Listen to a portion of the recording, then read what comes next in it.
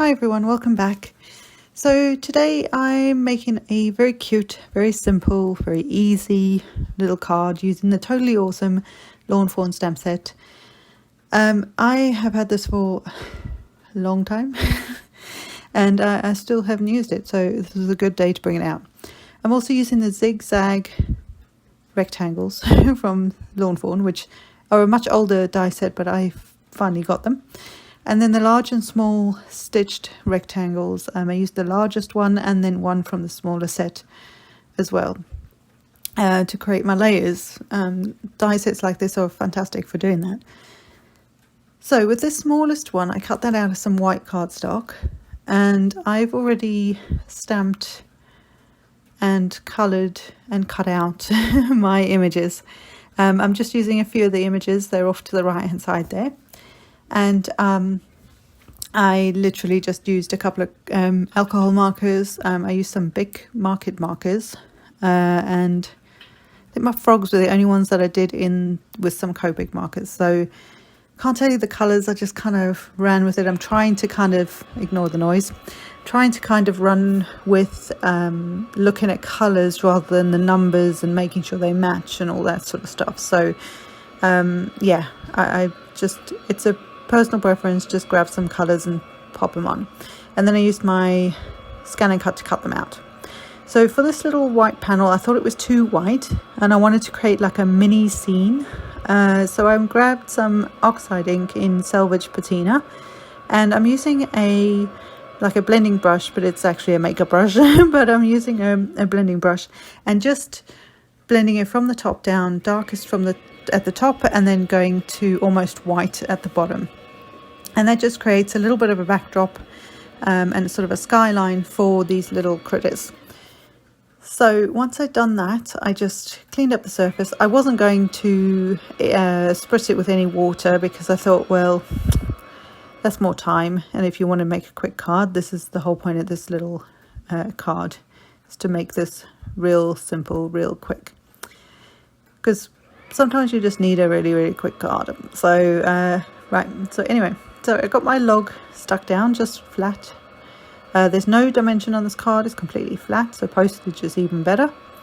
And I stuck the little log on, and then I have an idea of where I want to put all my images.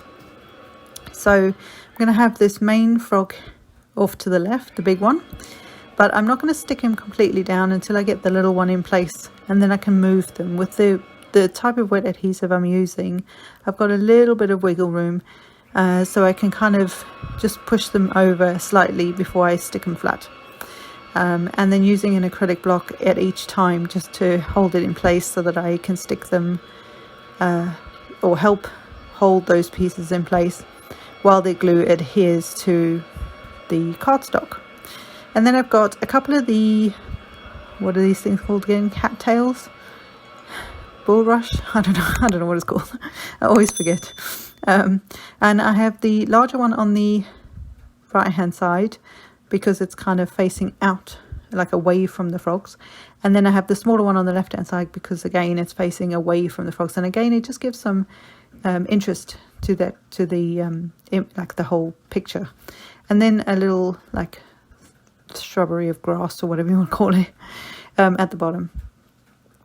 Now I have the trail for the dragonfly, or at least that's what I think it is.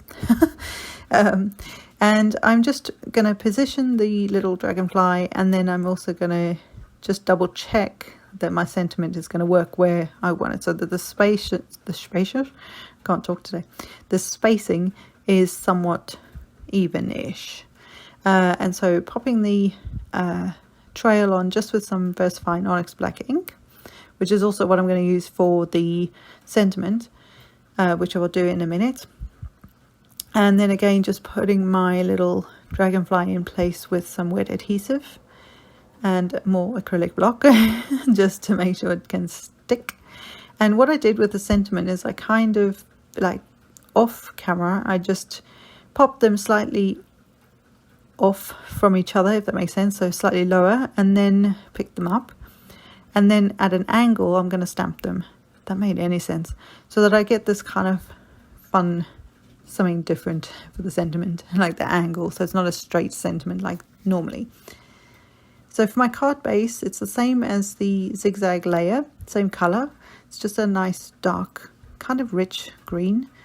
And then for my panel, that is the stitch, the largest of the large stitched panel piece, die, whatever I'm calling it. That is in like it's almost like an aqua kind of blue, but it worked really nicely with the Salvaged Patina. The Salvaged Patina, to be fair, was just suddenly I realised the background needed a colour, so I grabbed it really quickly, as you saw. I kind of planned to do that, but I totally forgot when I actually started filming. And so I stuck that to the front of the card, so it covers the whole front of the card base. And then the green zigzag piece, I'm going to sort of straightish in the middle-ish. You know me, I don't do straight lines very well. So I'm just trying to line this up so it's centered as best I can in the center of this front panel. And